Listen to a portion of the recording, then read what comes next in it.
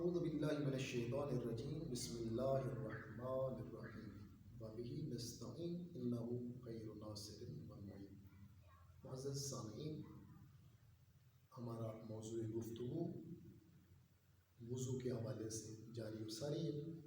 آج وہ چیزیں جن سے آپ کا وضو ختم ہو جاتا ہے وہ آپ کی خدمت میں عرض کرنی ہے۔ 7 ایسی چیزیں ہیں جو آپ کے وضو کو باطل کر دیتی ہیں، ختم کر دیتی ہیں۔ پہلی چیز پیشاب۔ اگر کسی نے وضو کیا تھا، وضو کے بعد اگر کسی کا پیشاب خارج ہو جاتا ہے، پیشاب نکل جاتا ہے، یا خود کو واش روم جاتا ہے، اسے حاجت ہوتی ہے، یہ پیشاب اور بہانہ یہ دونوں، یعنی 1 اور 2 نمبر پہ یہ دونوں آئیں گے، یہ آپ کے وضو کو باطل کر دیتی ہے۔ تیسری چیز ریح، یعنی ہوا کا خارج ہونا، جو انسان کے معدے سے، آنتوں کے ذریعے سے خارج ہوتی ہے۔ اگر کسی نے وضو کیا تھا تو بے دھیانی میں اگر کسی کی ریح خارج ہو جاتی ہے تو یہ بھی آپ کے وضو کو باطل کر دے گی۔ پھر آپ کو چاہیے کہ آپ دوبارہ جائیں، وضو کریں اور پھر اپنی نماز کو ادامہ دیں۔ چوتھی چیز، نیند انسان کے وضو کو باطل کر دیتی ہے، اور نیند بھی ایسی نیند ہو کہ جس کی وجہ سے نہ آنکھیں دیکھ رہی ہوں اور نہ ہی کان سن رہی ہوں۔ بعض اوقات ایسا ہوتا ہے کہ بندہ ویسے آنکھیں جو ہے وہ بند کر لیتا ہے لیکن اس کے کان سن رہے ہوتے ہیں۔ مثلا مسجد میں آئے، ابھی جماعت میں دیر تھی، تھوڑی دیر کے لیے بیٹھ گیا تو اس نے اپنی آنکھیں بند کر لی، ایسی اتفاقاً یا جان بوجھ کے بھی کر لی۔ صرف آنکھیں بند کر لینے کو نیند نہیں کہتے۔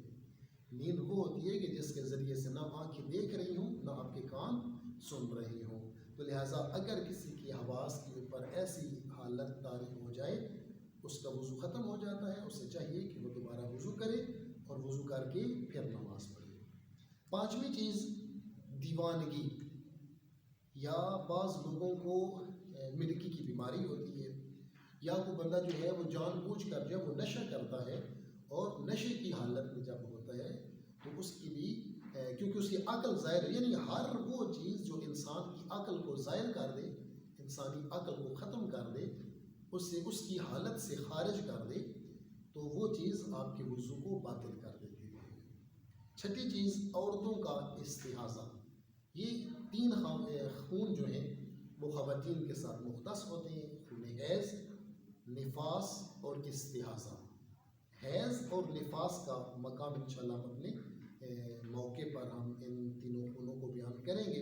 خواتین کے مسائل کو جب ہم چھیڑیں گے تو اس میں اس بات کو ذکر کیا جائے گا، لیکن استحاضہ جو ہے یہ اس کی وجہ سے وضو جو ہے وہ انسان کا باطل ہو جاتا ہے، لیکن خون حیض اور نفاس کی وجہ سے انسان پر غسل واجب ہوتا ہے۔ بہرحال انشاءاللہ اسے ہم اپنی مقام کے اوپر جو ہے وہ وضاحت کے ساتھ آپ کی خدمت میں بیان کریں گے۔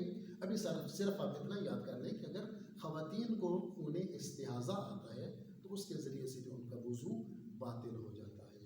7ویں چیز ہے جنابت۔ جنابت کے 2 طریقے ہیں، یعنی 2 طریقوں سے 2 وجہ سے انسان کے اوپر غسل واجب ہوتا ہے۔ یعنی جنابت کہتے ہیں کہ منی کا خارج ہونا، اخراج منی کا ہونا۔ اب یہ 2 طریقوں سے ہے، یا تو انسان شادی شدہ تھا تو اپنی بیوی کے ساتھ مقاربت کی وجہ سے اس کے اوپر یہ حالت جو ہے وہ طاری ہو جاتی ہے، تو پھر بھی اس کے اوپر جو ہے اس کا اگر وضو میں تھا تو وضو اس کا باطل ہو جائے گا۔ اب جو ہے جب غسل کرے گا تو پھر یہ بھی بات بتا دوں کہ جنابت کے بعد وضو کرنے کی ضرورت نہیں ہوتی۔ اور دوسری چیز یہ ہے کہ انسان جو ہے وہ سویا ہوا تھا اور نیند کی حالت میں اسے احتلام ہو جاتا ہے، اس کی منی خارج ہو جاتی ہے، تب بھی اس کے اوپر غسل واجب ہو جاتا ہے۔